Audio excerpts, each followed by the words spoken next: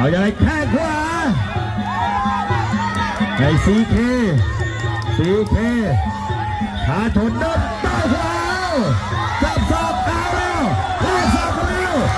เอาเสียบเฮ้ยเอาแล้วต่างคนต่างโดนมาใครจะโดนของใครเอาใครจะโดนของใครมา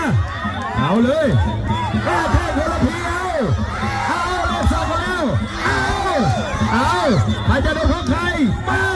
เฮ้ยโดนแข้งซ้ายแล้วเอาสับศอกเอามาเสียบเอายังไงขวางเสียบคืนเอาแล้วเฮ้ยใครจะโดนของใครเอามาแลกกันประกาศเนี่ยเอาแล้วมาใครจะโดนของใคร